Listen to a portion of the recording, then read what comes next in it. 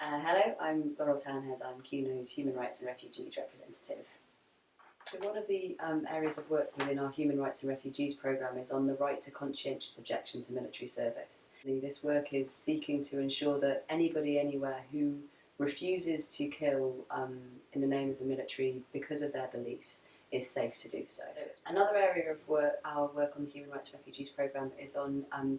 the rights of children of prisoners. There are many parents in prison around the world who have broken the law but whose actions don't require them to be locked up, especially not when that comes at the expense of their relationship with children who depend on them and who love them.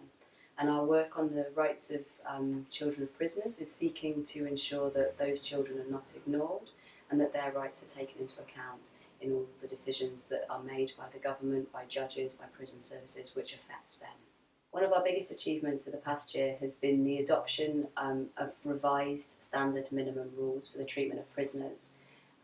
QUNO, working closely with FWCC representatives to the UN's crime bodies, have been working on this process of revision of the standard minimum rules for the last 5 years. The rules were originally adopted in 1955, and the revision process has been about trying to ensure they come up to date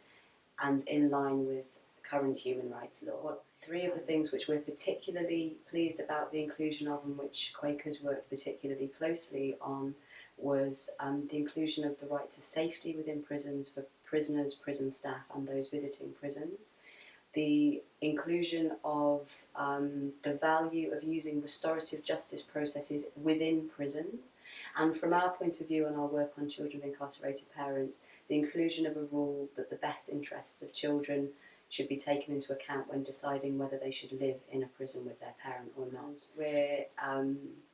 excited that we've got to this stage, but this is the end of part of the process and the beginning of the process of trying to make sure that these rules make a difference in the lives of people who are locked up around the world and in the lives of their families as well.